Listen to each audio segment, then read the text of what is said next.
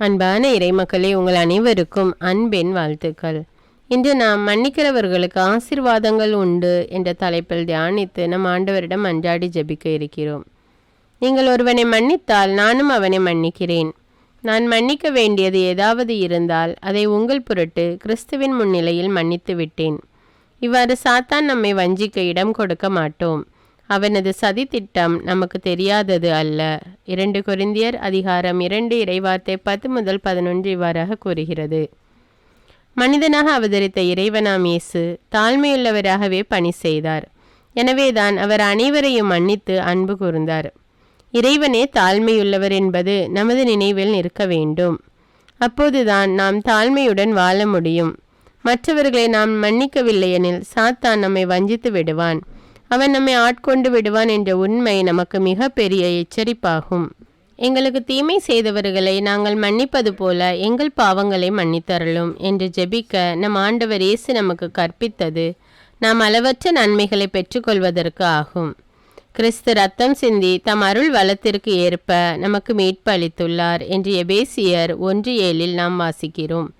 நாமும் மற்றவர்களை மன்னிக்கின்ற போது நம்மேல் நம் ஆண்டவர் அருள் வளத்தை பெருக செய்வார். விண்ணகத்திலிருந்து அளவற்ற ஆசீர்வாதங்கள் நம்மை வந்தடையும். அவருடைய அருள் வளத்தின்படியே இவருடைய இரத்தத்தினாலே பாவ மன்னிப்பாகிய மீட்பு இவருக்குள் நமக்கு உண்டாயிருக்கிறது.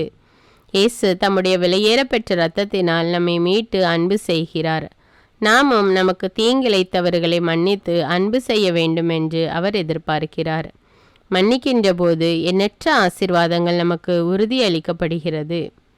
சிலுவையில் இயேசு அறையப்பட்டிருந்த போது ஏளனம் செய்யப்பட்டார், இகழப்பட்டார், வலுவிழந்த நிலையில் இருந்தார், பாடுகளை அனுபவித்தார். ஆன்மாவிலும் உடலிலும் உலக மக்களின் பாவங்களை சுமந்தார். அந்த நிலையிலும் கூட தந்தையே இவர்களை மன்னியும், ஏனெனில் தாங்கள் செய்வது என்னவென்று இவர்களுக்கு தெரியவில்லை என்று ஜெபித்தார். தலையாகிய இயேசுவுடன் இணைந்துள்ள உடலாகிய சபையினராகிய நாம் இயேசுவின் திருவுளத்தின்படி வாழ்கிறோமா என்று தியானிப்போம்.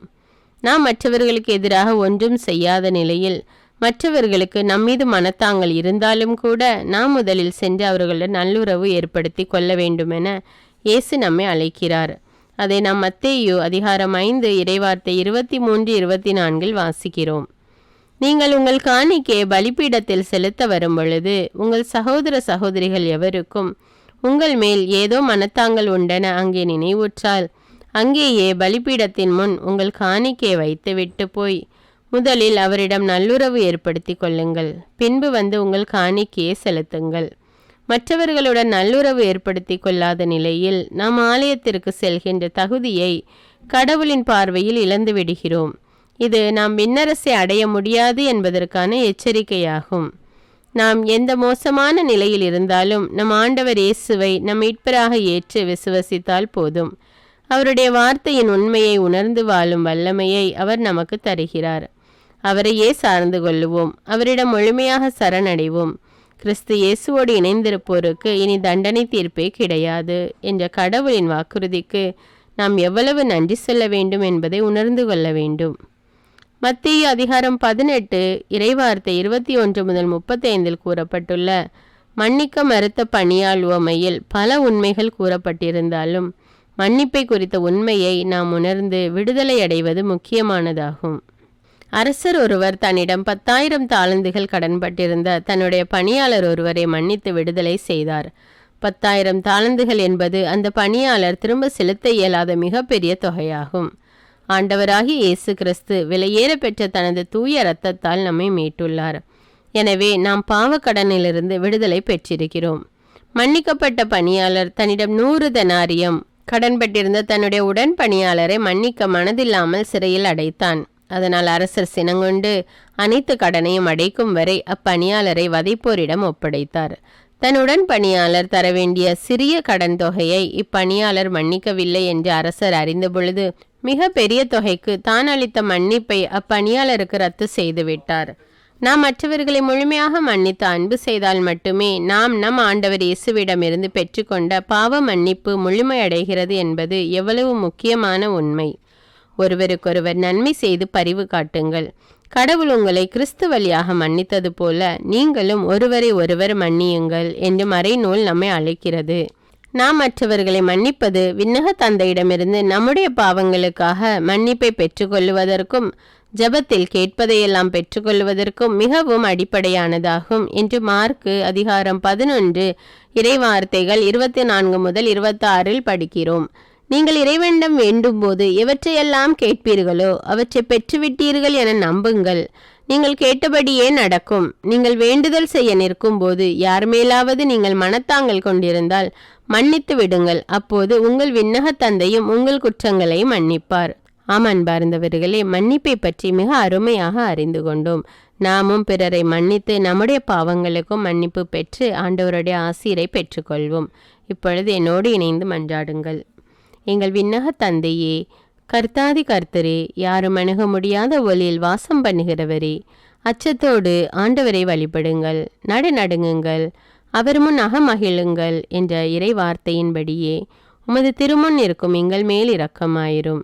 இயேசுவே, எங்கள் தெய்வமே, கடவுள் வடிவில் விளங்கிய நீர் கடவுளுக்கு இணையாயிருக்கும் நிலையை பற்றி கொண்டிராமல் எங்களுக்காக உம்மை வெறுமையாக்கி அடிமையின் வடிவை ஏற்று மனித உருவில் எங்களுக்காக வெளிப்பட்டீர். உமக்கு நன்றி செலுத்துகிறோம். உம்மையே நீர் தாழ்த்தி தேவ திருவுலத்திற்கு கீழ்ப்படிந்து மனிதகுல மீட்புக்காக பரிசுத்தராகிய நீர் சிலுவையில் மரித்ததால் பாவத்திலிருந்தும் சாபத்திலிருந்தும் தேவ கிருபையினால் நாங்கள் மீட்படைந்தோம். அதிகமாய் விசுவாசிக்க ஆவிக்குரிய எங்கள் கண்களை தயவாய் திறந்தருளும். எல்லாவற்றிற்கும் மேலாக உயர்த்தப்பட்டவரே, விண்ணவர் மன்னவர் கீழுலகோர் அனைவரும் உமது திருமுன் மண்டியிட மேலான பெயரை உடையவர் நீரே. உமது சமூகத்தில் நாங்கள் மண்டியிட்டு இயேசுவே ஆண்டவர் என அறிக்கையிடுகிறோம். எங்களை ஆசீர்வதியும். நீர் எல்லாம் வல்லவர், அனைத்தையும் நீரே உண்டாக்கினீர். சகல அதிகாரமும் உடையவர் நீரே. பாவங்களை போக்கும் கிருபாதார பலியாக நீர் வந்ததால் தேவ அன்பை நாங்கள் அறிய செய்தீர். உமது பெயரில் தேவ அன்பு அளவில்லாமல் இருப்பதற்காய் உம்மை நன்றியுடன் ஆராதிக்கிறோம். எங்களை ஆசீர்வதியும் தெய்வமே. ஆமேன். இயேசு ரத்தம் சிந்தி தம் அருள் வளத்திற்கு ஏற்ப நமக்கு மீட்பு அளித்துள்ளார். எபேசியர் அதிகாரம் 1 இறைவார்த்தை 7. அன்பார்ந்தவர்களே, இந்த வீடியோ உங்களுக்கு பயனுள்ளதாக இருந்தால் என்பதை எனக்கு கமெண்ட்ஸில் தெரியப்படுத்துங்கள். மேலும் தவ காலங்களில் வெள்ளிக்கிழமை தோறும் தவறாமல் சிலுவை பாதை ஜெபித்து ஆண்டவருடைய சிலுவை பயணத்தில், அவருடைய பாடுகளின் பயணத்தில் நாமும் பங்கெடுப்போம். இறையாசீர் பெற்றுக்கொள்வோம். நம்முடைய தமிழ் பைபிள் விஸ்டம் சேனலில் வெள்ளிக்கிழமை தோறும் காலை 9 மணிக்கு சிலுவை பாதை வீடியோவாக போடப்படும். பார்த்து ஜெபித்து பயன்பெறுங்கள். மேலும் அன்றாட ஜெபங்களை தவறாமல் ஜெபிக்க தமிழ் பைபிள் விஸ்டம் சேனலை சப்ஸ்கிரைப் செய்து கொள்ளுங்கள். நன்றி.